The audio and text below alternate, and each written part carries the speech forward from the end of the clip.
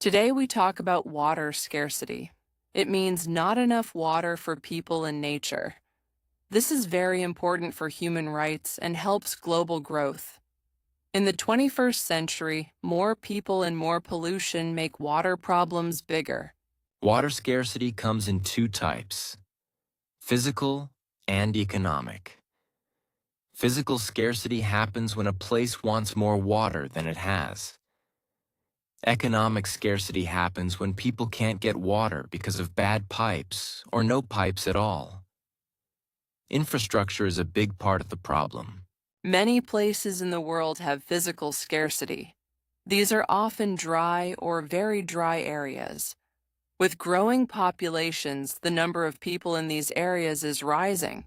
Economic scarcity is a real issue. Many places have enough water but can't use it because of poor infrastructure. Non-revenue water is a big problem, meaning water is lost before it reaches people. Physical water scarcity is a big issue today. It mainly happens in arid and semi-arid areas. These places don't get much rain. Not getting enough rain is a problem for water supplies. Sometimes they have no water for months. It is also called seasonal scarcity. When it is dry, more people need water, but it's hard to find. Population growth makes this worse. More people means more water needed. Also, weather patterns are changing, which makes rain come less often or in unexpected ways. Climate change affects weather, so places that were not dry before are becoming dry now. This is why more places suffer from physical water scarcity. Today, over 1 billion people face these water issues. As the population increases, more people will have water problems. If we don't do something soon, many areas will have no water at all. It's important to plan for the future so everyone can have enough water. To deal with seasonal scarcity, it is important to manage water demand. Saving water during rainy times can help in dry seasons. Solutions like building better storage systems and teaching people to use water carefully are key. We must start now to have enough water later. Today, let's talk about how not having good pipes or things like that causes problems. Many areas can't use all the water they have because they don't have the right pipes or pumps. This is called economic scarcity. Without good infrastructure, even if you have water, it doesn't get to the people. This means many people have to find other ways to get water. Yes, in places like the United States, a lot of water is lost before it can be used. Sometimes, up to 20% of water is lost through old pipes. This is called non-revenue water. It means all that water is gone because of leaks. It's a real problem because fixing these problems can be very costly, but if we do not fix them, people will not have enough water. Using water without control for farming and factories can make it even harder for people to get enough water. When industries and farms use too much, it means there's less water for everyone else. In some places, people don't think about how much water they use. This makes the problem worse for everyone, especially when there are not enough rules to guide water use properly. Another issue is that water is often not valued correctly. People think water is endless, but it is not. This thought makes them use water without care. If we use water wisely and value it as it should be, we can solve many problems. Teaching people about using water smartly and making sure water is used well can help many areas avoid water scarcity. Mexico City has a big problem with water. It gets a lot of rain, but much of it goes away quickly. Instead of keeping the rain, it goes into the city's sewer system. This means many people do not have enough water, which is strange because they get a lot of rain. The city has lost many lakes and wetlands, so water does not stay in the area. The groundwater in Mexico City is being used a lot. The city takes more water than it can put back into the ground. So, parts of the city are sinking every year. This happens because they use more water from the ground than they can replace. The trouble is very big, and it is hard to change. They must find new ways to use water better. The city also has old pipes that leak a lot. Nearly half of the water in these pipes does not reach the people. This happens because the pipes are old and they break. Because of these problems, many people, especially in poor areas, often run out of water. Sometimes trucks have to bring water to their homes. Fixing the pipes could save a lot of water. Mexico City made some mistakes in the past by not using water well. Now, with more people and less water, it is a big worry. They even think of a day zero when they might run out of water. This could happen in 2024. Everyone needs to work together to fix these issues before it's too late. Learning from past mistakes can help make a better future. Water scarcity makes us rely on aquifers. These are like big underground lakes.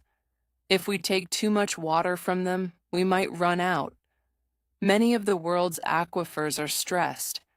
We take out more water than can go back in. If we keep doing this, it could be very bad for our future water supply. Sometimes we redirect and overuse water from rivers and lakes, causing harm. Take the Aral Sea, for example. It was huge, but is now very small because water from its rivers was used for farms. This can harm animals, plants, and the whole area around. Water pollution from factories and farms also makes this worse. Water scarcity means governments must make tough choices. They decide how to share water between farms, factories, cities, and the environment. Sometimes people disagree, and this can lead to fights or water problems. This is even harder in places where neighbors do not get along. Making fair plans is important for everyone to have enough water. Places with ongoing water scarcity face risks. If a city suddenly has no water, it is a big crisis. Like in Cape Town, people were afraid day zero would come when taps would stop running. Thankfully, with rain and saving water, they avoided it. But ignoring these problems could cause more crises. Everyone must work together to prevent emergencies. Today, we focus on saving our natural places, like wetlands and forests. They help collect and clean water. They also protect us from floods. Keeping these places healthy is good for people and nature. These areas do important work for us, but sometimes people forget this and only think of short-term gains instead of long-term benefits. Natural areas have jobs too. They recycle nutrients and help with floods. When we plan cities, we must save these places. They offer many services that cost money if lost. For example, wetlands can be much better than man-made water treatment plants. Urban planning must include preserving wild land close to cities since it can help both city and nature. Restoring natural areas is key. We need to think of their value when we make new policies. These services help everything, and we can't replace them easily. When we keep ecosystems healthy, everyone benefits. This is why policymakers should see the worth of nature when planning. It helps save costs and keeps our world more stable. Managing these areas in a sustainable way is very important. We need to balance economic benefits with environmental needs. If we focus on only short-term gains, we might harm the environment. But if we plan well, both people and nature will win.